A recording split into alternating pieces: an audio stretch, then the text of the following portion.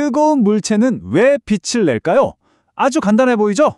바로 이 질문 뒤에 숨겨진 엄청난 비밀을 풀어서 1911년에 노벨 물리학상을 받은 사람이 있습니다. 빌헬름 빈. 오늘 그의 이야기를 시작해보겠습니다. 당시 노벨위원회는 이 열과 빛의 문제를 두고 이렇게 말했어요. 물리학에서 가장 어렵고도 경이로운 문제 중 하나다.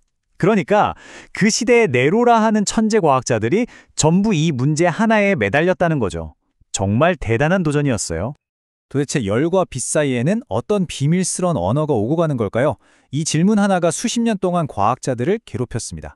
다들 물체가 뜨거워질 때 나오는 그 빛의 색깔과 밝기를 완벽하게 설명할 단 하나의 정말 보편적인 법칙을 찾으려고 그야말로 애를 썼던 거죠. 자, 그럼 이 거대한 퍼즐 어디서부터 시작해야 할까요? 첫 조각은 바로 열, 그 자체였습니다. 이 열에 대한 상, 여기서부터 모든 게 시작됩니다. 이 미스터리를 푸는 첫 번째 단서는 구스타프 키르호프한테서 나왔어요. 키르호프는 생각을 좀 다르게 했어요. 세상의 모든 물체를 하나하나 다 연구할 필요가 있을까? 딱 하나, 아주 이상적인 물체 하나만 완벽하게 이해하면 그 법칙을 우주 전체에 그대로 적용할 수 있지 않을까? 바로 이 생각의 전환이 모든 것의 시작이었습니다. 그리고 그 이상적인 물체가 뭐냐? 바로 완전 흑체, 영어로는 블랙바디라고 부르는 겁니다. 이게 왜 중요하냐면 자신에게 오는 모든 빛을 100% 흡수하거든요. 반사하는 빛이 전혀 없다는 뜻이죠. 그러니까 만약 흑체에서 빛이 나온다면 그건 순수하게 스스로 내뿜는 빛이라는 거예요. 와, 복사법칙의 비밀을 풀 수 있는 완벽한 열쇠를 찾은 셈이죠. 하지만 문제가 있었어요. 아주 큰 문제였죠. 이론적으로는 완벽한데 현실에 그런 물체가 없는 거예요. 자연계에 완벽한 흑체란 건 존재하지 않았거든요. 아무리 까만 수치나 페인트라도 아주 약간의 빛은 반사하니까요. 자, 그럼 어떡하죠? 세상에 있지도 않은 걸 대체 어떻게 연구하라는 걸까요? 이 불가능해 보이는 문제를 풀려면 이제 머릿속 이론에서 벗어나서 실제로 실험을 할 수 있는 아주 기발한 방법이 필요했습니다. 그리고 1895년에 빌헬름 빈과 그의 동료 루머가 정말 똑똑한 방법을 생각해냅니다. 자, 한번 상상해 보세요. 속이 텅 빈 상자가 있어요. 이 상자의 벽을 아주 뜨겁게 그리고 균일한 온도로 가열하는 거예요. 그리고 거기에 아주 작은 구멍을 하나 딱 뚫어요. 그럼 그 구멍에서 빛이 새어나오겠죠? 이 빛이 바로 완벽한 흑체에서 나오는 빛과 똑같다는 걸 알아낸 겁니다. 왜냐고요? 구멍으로 들어간 빛은 상자 안에서 계속 반사되다가 거의 다 흡수되고 밖으로 나오는 빛은 순수하게 상자 내부의 열 때문에 생긴 빛이니까요. 드디어 측정할 수 있는 대상이 생긴 거죠. 이 실험 장치가 만들어지자마자 연구에 그야말로 불이 붙습니다. 예전에 랭글리가 온도에 따라 빛 색깔이 변하는 걸 관찰했고 1893년에 빈이 이론으로만 제시했던 변이 법칙이란 게 있었거든요. 이걸 드디어 실험으로 증명할 수 있게 된 거예요. 1900년대로 넘어가면서 다른 복사 법칙들까지 속속 실험으로 확인되면서 흩어져 있던 퍼즐 조각들이 착착 제자리를 찾아가기 시작합니다. 그리고 바로 이 지점에서 빌헬름 빈이 노벨상을 받게 된 결정적인 한 방을 날립니다. 이 복잡한 퍼즐의 가장 중요한 조각을 찾아낸 거죠. 바로 빈의 세계 법칙입니다. 이게 뭐냐면 흑체에서 나오는 빛 중에 가장 강한 빛의 파장은 온도에 반비례한다는 건데요. 말이 좀 어렵죠? 아주 쉽게 말해서 물체가 뜨거워질수록 빛의 색깔이 점점 바뀐다는 거예요. 붉은색에서 더 뜨거워지면 노란색으로 그리고 나중엔 푸른색 쪽으로 이동한다는 거죠. 대장간에서 쇠를 달구는 걸 생각하시면 딱 맞아요. 당시 사람들은 이 법칙을 문제에 대한 절반의 해답이라고 불렀어요. 자, 이게 핵심인데요. 빈의 법칙이 모든 걸 다 설명해주는 만능 열쇠는 아니었어요.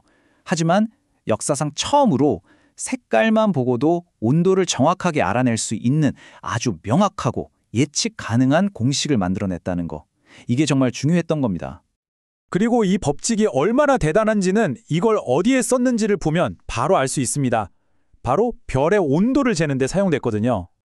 한번 보세요. 이 법칙 사실 굉장히 직관적이에요.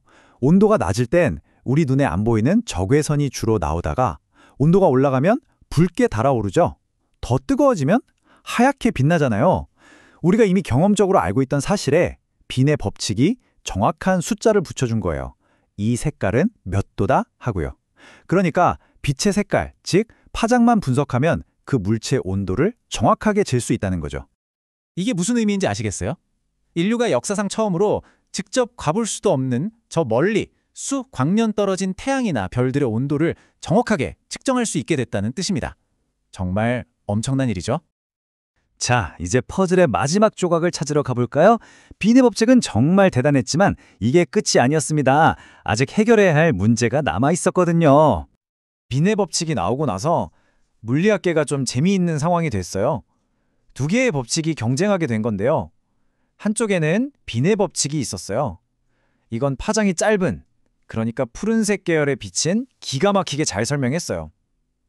반대편에는 레일리의 법칙이 있었는데 이건 또 파장이 긴 붉은색 계열의 빛을 아주 잘 설명했죠. 그러니까 뭐예요? 스펙트럼의 절반씩만 맞는 반쪽짜리 공식 두 개가 떡하니 버티고 있었던 겁니다. 두 법칙 사이에 이 둘을 하나로 합쳐줄 연결고리가 없었던 거예요. 짧은 파장과 긴 파장, 이 둘을 모두 아우르는 단 하나의 완벽한 법칙. 분명히 답이 눈앞에 아른거리는데 그 마지막 한 조각을 찾지 못해서 물리학자들이 정말 애를 태웠습니다. 바로 그때까지 말이죠. 이 모든 걸 해결할 사람이 등장하기 전까지요. 바로 막스 플랑크입니다. 플랑크가 나타나서 빈의 연구를 발판으로 삼아 드디어 이 모든 스펙트럼을 완벽하게 설명하는 단 하나의 공식을 만들어냅니다. 그럼 노벨상은 플랑크가 받아야 하는 거 아니냐고요? 물론 최종 공식을 완성한 건 플랑크가 맞아요. 하지만 노벨위원회는 이렇게 생각한 거죠. 살아있는 연구자들 중에서 이 문제 해결에 가장 위대하고 의미 있는 기여를 한 사람은 바로 당신, 빌레름 빈이다. 즉, 플랑크가 그 위대한 업적을 이룰 수 있도록 결정적인 발판을 놓아준 사람, 이 거대한 퍼즐의 향방을 결정지은 가장 중요한 기여를 한 사람은 바로 빈이었다고 인정한 겁니다. 빈의 법칙 덕분에 우리는 저 멀리 떨어진 별의 온도를 잴 수 있게 됐죠. 그렇다면 이런 생각도 해볼 수 있지 않을까요? 단순히 빛을 보는 것만으로 우리는 또 무엇을 알아낼 수 있을까요? 이 질문은 지금 이 순간에도 과학자들을 움직이게 하고 있습니다. 외계 행성에 생명체가 살 수 있는지 그 대기를 분석하고 더 나아가 우주가 어떻게 시작되었는지 그 기원을 파헤치는 데까지 말이죠. 빛 속에 담긴 우주의 비밀은 여전히 우리를 기다리고 있습니다.